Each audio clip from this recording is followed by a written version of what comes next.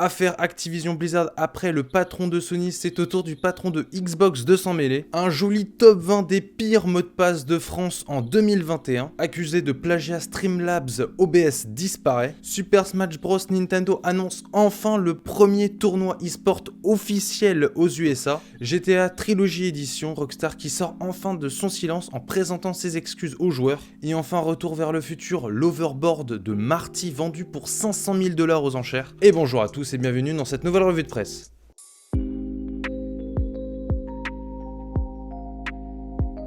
Nous commençons les actualités aujourd'hui avec l'affaire Activision Blizzard. Ça fait quelques jours que ça bouge pas mal, mais il n'y avait pas suffisamment de matière pour que j'en parle. Du coup là, j'ai pas mal de choses à raconter, on va tout balancer d'un coup. Nous avions le président de Sony Interactive Entertainment qui avait pris position plus tôt dans la semaine dernière pour l'affaire Activision Blizzard. Le patron de PlayStation s'est en effet dit abasourdi et découragé par la manière dont l'éditeur américain a eu de gérer la crise.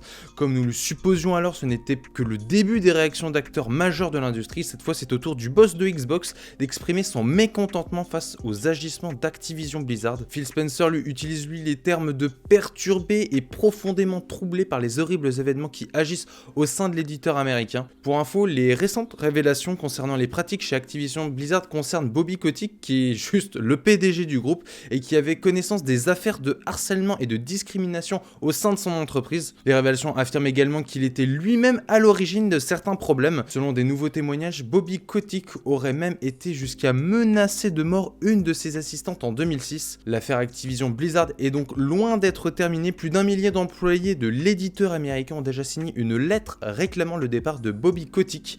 Certains actionnaires demandent ce départ eux aussi. Il ne serait pas étonnant que d'autres partenaires d'Activision prennent alors position à leur tour. Dans de telles conditions, il paraît difficile d'imaginer un monde dans lequel Bobby Kotick reste en poste. Reste à voir pendant combien de temps l'homme d'affaires américain et ses plus fidèles soutiens vont tenir face à la gronde. Et bien sûr, je vous tiendrai au courant si nous avons du nouveau. Nous continuons avec l'un des articles que j'ai préféré aujourd'hui, le top 20 des pires mots de passe en France. Donne envie de s'arracher les cheveux. On a tous les ans un petit top des mots de passe, des pires mots de passe en fait que les gens utilisent. En général, ça varie assez peu, mais il y en a de nouveaux de temps en temps qui ressortent. Bien évidemment, dans le top 1, nous avons 1, 2, 3, 4, 5, 6. Il y en a qui utilisent carrément 1, 2, 3, 4, 5, 6, 7, 8, 9. Ils se sentent plus malins parce qu'ils ont rajouté 3 chiffres. Nous avons le bien nommé Azerty, il fallait y penser. Ensuite, on a des mots de passe qui sortent un peu plus du lot, à savoir Tiffany. Bon, faut croire que c'est un nom qui a été pas mal donné cette année. Loulou, Marseille, pourquoi pas. Paris n'est pas dans le top pour le coup. D'autres encore qui se croient malins en faisant carrément du Azerty UOP, en se disant que tout le clavier ça sera plus sécure que juste les 5 premières lettres. Nous avons aussi le fameux Chouchou et le bien célèbre Password. À côté de ce tableau, vous pouvez voir aussi la durée que prend le hack de ces mots de passe, donc la plupart c'est moins d'une seconde, et faut pas croire que parce que Tiffany ça met 17 minutes à être hacké que c'est le bon mot de passe. Non, 17 minutes c'est rien. Ça c'est le hacking par dictionnaire il me semble, je crois que c'est le terme. Hacking dictionnaire c'est juste typiquement ça, on a un dictionnaire des mots de passe les plus utilisés et le hacker il va juste tester ces 20 mots de passe. Il y a de grandes chances déjà qu'il trouve votre mot de passe s'il est dans le lot. Du coup, il faut savoir que ce top c'est donné par NordPass, le coffre-fort virtuel de NordVPN. Et si vous voulez vous marrer davantage, il faut savoir que NordPass ça fait quand même un tableau qui regroupe 200 occurrences. Du coup là on a les 20 premiers, mais je suppose qu'on a d'autres aberrations encore qui suivent. Nous continuons à présent avec le reste de l'actualité et nos petits articles avec Streamlabs OBS qui disparaît car elle est accusée de plagiat. L'entreprise va changer le nom de son application de gestion de livestream suite à de nombreuses plaintes pour plagiat. En effet, il semble que Streamlabs OBS s'inspire très largement, entendez par là qu'elle copie carrément la plateforme gratuite et open source OBS. Des excuses assez peu convaincantes selon la communauté. Streamlabs qui a posté un message expliquant « Nous prenons des mesures immédiates pour retirer OBS de notre nom.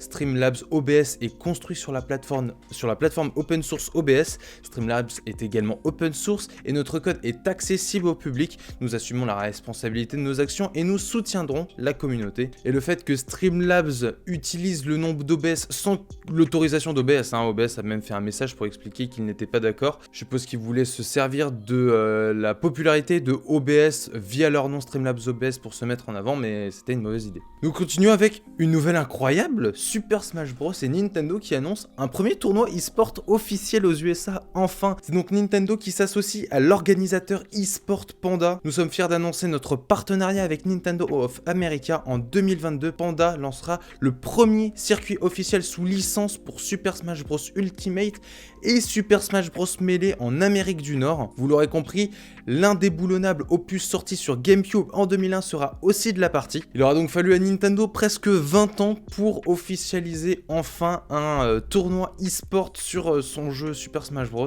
C'est pas trop tôt. Nous continuons avec GTA Trilogy Definitive Edition et Rockstar qui présente enfin ses excuses et promet du changement et demande aux joueurs de se calmer. Rockstar Games qui présente donc ses excuses mais qui regrette d'avoir à mentionner que des cas de harcèlement sur les réseaux sociaux des membres des équipes de développement ont été portés à leur connaissance et demande humblement à la communauté de rester courtois au sujet de ce produit, tandis que les équipes continuent à travailler à résoudre les problèmes, car autant certaines réactions de joueurs face aux bugs de GTA étaient amusées, sauf que d'autres réactions étaient beaucoup plus virulentes. À en croire Rockstar, certains joueurs ont dépassé les limites de ce qui est tolérable. Du coup, il n'y a plus qu'à attendre les patchs, mais pas sûr que cet événement ne laisse aucune trace, on va dire, dans le sillage de Rockstar Games. Et nous terminons l'actualité avec l'Overboard de Marty de Retour vers le futur qui est vendu pour 500 000 $ aux enchères. Un collectionneur vient de débourser cette somme pour s'offrir le célèbre Overboard. Mis à prix à la base pour 80 000 $, l'Overboard a finalement trouvé un preneur pour une somme bien plus astronomique. Lors de cette vente aussi, d'autres objets cultes étaient également proposés à la vente, parmi eux le casque de Russell Crowe dans Gladiator ou encore un combattant X-Wing miniature, mais c'est l'Overboard qui aura suscité l'offre la plus haute, les autres objets ayant été vendus en moyenne pour 300 000 $. Et c'est sur cet article, c'est sur cette vente même que se termine notre revue de presse. J'espère que les actualités vous auront plu. En attendant, nous on se retrouve demain pour une nouvelle revue de presse. Salut!